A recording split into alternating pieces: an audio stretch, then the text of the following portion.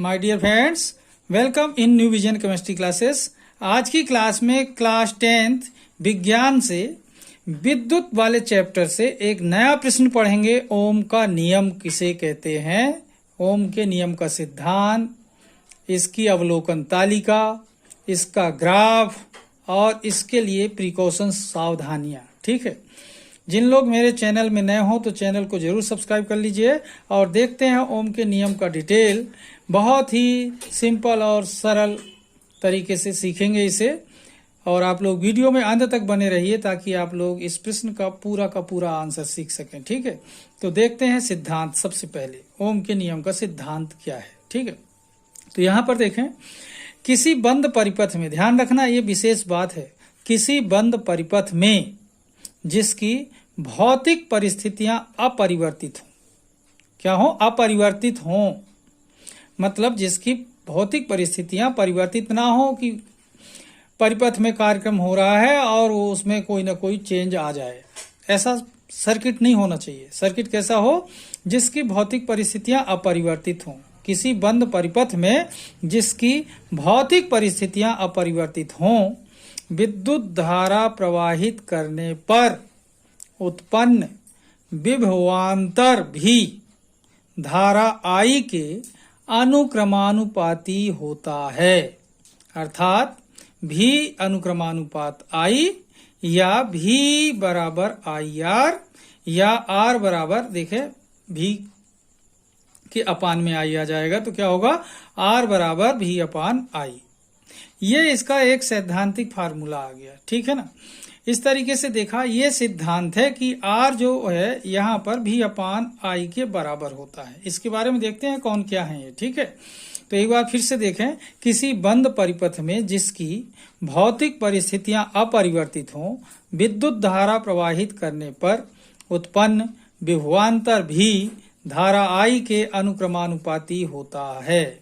अर्थात V समानुपात I या V बराबर IR या R बराबर V अपान I, क्योंकि R बराबर निकालेंगे तो I V के अपान में आ जाएगा। यहाँ पर ध्यान दें, R जो है समानुपातिक नियतांक है ये R, क्योंकि समानुपात को तोड़ा तो R यूज किया है। R क्या है? समानुपातिक नियतांक है, जिसे प्रतिरोध कहते हैं। ठीक है, तो देखते हैं इसके और आगे इसका डिटेल। ओके, वीडियो में बने रहिए। अब देखें, यहाँ पर जो अपन ने देखा कि R बराबर V अपान I, ये अपना सैद्धांतिक फार्मूला था। अब देखें यहाँ पर है क्या। यहाँ पर V विभवांतर कहलाता है। विभवांतर को किससे प्रदर्शित करते हैं? V से। तो यहाँ पर V क्या है? विभवांतर है। I क्या है? विद्युत धारा। I क्या है? विद्युत धारा। R क्या है? समानुपातिक नियतांक, क्योंकि समानुपात तोड़ने पर हमने R का उपयोग किया है। ठीक है, तो R क्या है? समानुपातिक नियतांक है। यहां पर देखें, R को प्रतिरोध कहते हैं। R को क्या कहते हैं? प्रतिरोध कहते हैं, जिसका मान चालक के पदार्थ, ताप तथा क्षेत्रफल पर निर्भर करता है। ध्यान देंगे, जिसका मान चालक के पदार्थ, ताप तथा क्षेत्रफल पर निर्भर करता है। ध्यान देंगे, अगला वीडियो आपको मैं इसी पर बनाऊंगा, प्रतिरोध क्या है और यह किन किन कारकों से प्रभावित होता है। ध्यान देंगे, आपको अगला वीडियो इसी का मिलेगा, तो जरूर देखिए और सीखिए प्रतिरोध को प्रभावित करने वाले कारक कैसे प्रभावित करते हैं प्रतिरोध को। ठीक है, तो यहाँ पर देखा आपने कि V विभवांतर है, I विद्युत धारा है, R समानुपातिक नियतांक है। यहाँ R को प्रतिरोध कहते हैं, जिसका मान चालक के पदार्थ, ताप तथा क्षेत्रफल पर निर्भर करता है। ओके, अब देखते हैं आगे अवलोकन। अब देखिए, यहाँ पर ओम के नियम का आरेख चित्र, यानी परिपथ में किस प्रकार से कौन सी वस्तु जुड़ी होती है उसके बारे में देखेंगे इस परिपथ के माध्यम से। एग्जाम में भी आता है कि ओम के नियम का परिपथ या आरेख बनाइए, तो आपको यही परिपथ सीखना है और इसी के बारे में बनाना है, कौन सी चीज कैसे जुड़ी है, इसी तरीके से। ठीक है, ध्यान रखेंगे, क्योंकि इसी तरीके से परिपथ में सारी चीजें जोड़ी जाती हैं। ठीक है, सबसे पहले आप लोग यहाँ पर देखें बैटरी। बैटरी देख रहे हैं, बैटरी बनी हुई है बी लिखा हुआ है। बैटरी का ये पॉजिटिव जो बड़ी लाइन होती है धनात्मक सिरा होता है और छोटी लाइन ऋणात्मक सिरा होता है। ये के है जो कुंजी कहलाती है। अगर सर्किट को बंद रखना है तो के को निकाल देंगे, कुंजी को खोल देंगे, और यदि चालू रखना है तो लगा देंगे। यहाँ पर जो आर एच है, आर एच को बोलते हैं धारा प्रवर्तक, धारा प्रवर्तक कहते हैं। अब यहाँ से देखते चलेंगे, ये धारा प्रवर्तक है। इसके बाद के क्या होगी, कुंजी होगी, स्विच होगा। इसके बाद बी क्या है, बैटरी है, जिसका बड़ा लाइन जो है धन सिरे को प्रदर्शित करती है और छोटा लाइन ऋण सिरे को प्रदर्शित करती है। मतलब धारा कहाँ से निकलेगी, धन से निकलेगी।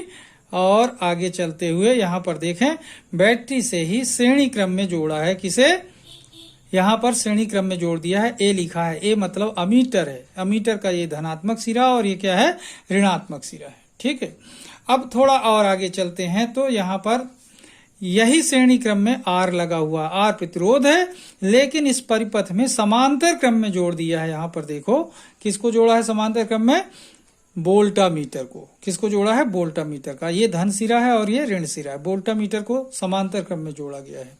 फिर जाकर के ये इसका ये सिरा जाकर किससे जुड़ा हुआ है, आर एच से, धारा प्रवर्तक से। इस तरीके से देखें यह एक बंद परिपथ बन जाता है, क्लोज्ड सर्किट। यहाँ पर बंद परिपथ क्यों बना, क्योंकि यहाँ पर देखें ये सिरे से स्टार्ट होकर हम लोग घूम करके फिर से आकर के उसी सिरे पे जुड़ गए। ठीक है ना, तो इस तरीके का परिपथ क्या कहलाता है, बंद सिरा कहलाता है। अगर नहीं जुड़ते तो खुला परिपथ कहलाता। ठीक है, तो इस परिपथ में देखा अपन ने कि के है, बैटरी है, अमीटर है, प्रतिरोध है, ये सब श्रेणी क्रम में जुड़े हैं, लेकिन वोल्टामीटर किसमें जुड़ा हुआ है, समांतर क्रम में जुड़ा है। ठीक है, अब देखते हैं इस परिपथ में ये सब चीजें क्या हैं, इसको एक्सप्लेन कर देंगे। ठीक है, अब यहां पर देखें जो हमने परिपथ बनाया था उसमें कौन सी चीज क्या है उसके बारे में अब अपन लोग यहाँ पर देखेंगे, नोट भी कर देंगे। ठीक है, आर एच बना हुआ था, तो आर एच क्या है, धारा परिवर्तक। आर एच क्या है, धारा परिवर्तक, जिसे रिहोस्टेज कहते हैं। ठीक है, इसके बाद यहाँ पर देखें के क्या है, कुंजी है। क्या है, कुंजी है, जो परिपथ को बंद और चालू करने के लिए होती है। ठीक है, यहाँ पर बी देखेंगे तो बी क्या है, बैटरी है। बी क्या है, बैटरी सेल। ठीक है ना, और ए क्या है, अमीटर। ए क्या है, अमीटर। और भी क्या है, वोल्टामीटर। भी क्या है, वोल्टामीटर है। आर होता है प्रतिरोध। आर क्या है, प्रतिरोध है। एक बार फिर से देखिए, आर एच जो है क्या है, धारा परिवर्तक। के क्या है, कुंजी। बी क्या है, बैटरी। ए क्या है, अमीटर। और आर प्रतिरोध है। ध्यान रखेंगे इसमें केवल भी वोल्टामीटर को छोड़कर सभी परिपथ में सर्किट में श्रेणी क्रम में जुड़े होते हैं, और भी वोल्टामीटर है जो ये जुड़ा होता है किसमें, समांतर क्रम में जुड़ा होता है। किसमें जुड़ा होता है, समांतर क्रम में जुड़ा होता है। ठीक है, इस तरीके से परिपथ का आरेख बनाएंगे और उसके बारे में बताएंगे कौन सी चीज क्या है और किस तरीके से परिपथ में जुड़ी हुई है। ठीक है, अब देखते हैं ओम के नियम का ही ग्राफ देखते हैं, ग्राफ कैसा बनता है। आप लोग वीडियो में बने रहिए, इसके सारे पॉइंट वन बाय वन करके अपन लोग सीखेंगे। ठीक है, अब देखें यहाँ पर ग्राफ किस तरीके से बनता है देखते हैं। ठीक है, तो विभवांतर तथा धारा के मध्य ग्राफ खींचने पर, विभवांतर और धारा के बीच ग्राफ खींचता है, ध्यान रखेंगे। ओम के नियम में कौन सा ग्राफ खींचेगा, भी आई आलेख कहते हैं इसको, ध्यान रखना। तो विभवांतर तथा धारा के मध्य ग्राफ खींचने पर एक सरल रेखा प्राप्त होती है जो मूल बिंदु से होकर जाती है। इस ग्राफ का नाम क्या है, इस ग्राफ को भी आई आलेख कहते हैं, ध्यान रखेंगे।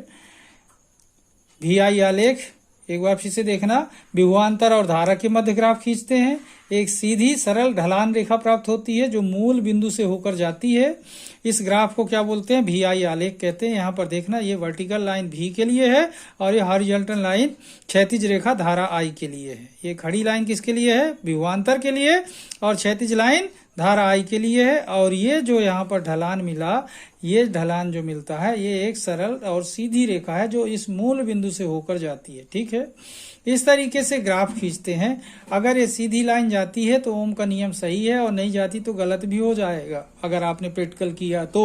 ठीक है ना, तो इस तरीके से देखें, ये ग्राफ है जो ये आपको एक सीधी रेखा बताता है ओम के नियम में भी और आई के अनुपात को। ठीक है, अब देखते हैं अवलोकन तालिका किस तरीके से बनती है ओम के नियम में। ठीक है, अब देखें यहां पर देखते हैं अवलोकन तालिका। यहां पर देखें अवलोकन तालिका में क्या क्या देख रहे हैं। पहला कॉलम क्रमांक का होगा, दूसरा कॉलम होगा अमीटर का मान लिखेंगे यहाँ पर, तीसरा कॉलम होगा वोल्ट मीटर का मान लिखेंगे यहाँ पर, और चौथा कॉलम होगा आर बराबर भी अपान आई का मान यहाँ पर लिखेंगे। ठीक है, तो इस तरीके की अवलोकन तालिका उपयोग की जाती है ओम के नियम का जो एक्सपेरिमेंट होता है उसमें। ठीक है, तो ध्यान से देखें, आप लोग आराम से जरूर सीखिएगा। ठीक है ना, क्रमांक, अमीटर का मान, वोल्टा मीटर का मान, आर बराबर भी अपान आई वाला कॉलम। कितने कॉलम है? 1 2 3 4 कॉलम। ठीक है, इस तरीके की अवलोकन तालिका होगी। ठीक है, अब देखते हैं इसके लिए कौन कौन सी सावधानियां उपयोग की जाती हैं ओम के नियम में। ठीक है, अब देखें ओम के नियम में कौन कौन सी सावधानियां रखी जाती हैं। ठीक है, तो देखिए सबसे पहले परिपथ में जितने पेंच हैं अच्छी तरह से कसे हों। ठीक है ना, सभी पेंच अच्छी तरह से कसे होना चाहिए। सेकेंड, अमीटर को श्रेणी क्रम में जोड़ना चाहिए। अमीटर को परिपथ में कैसे जोड़ेंगे? श्रेणी क्रम में जोड़ना चाहिए। थर्ड है, वोल्टा मीटर को समांतर क्रम में जोड़ना चाहिए। वोल्टा मीटर को समांतर क्रम में जोड़ना चाहिए। फोर्थ है, परिपथ में धारा अधिक समय तक प्रवाहित नहीं करना चाहिए। ठीक है, इस तरीके से ये 4 सावधानियां हैं जिनके रखने पर ओम के नियम का जो प्रयोग है, एक्सपेरिमेंट है, बड़ी आसानी से होता है, कोई प्रॉब्लम नहीं होती।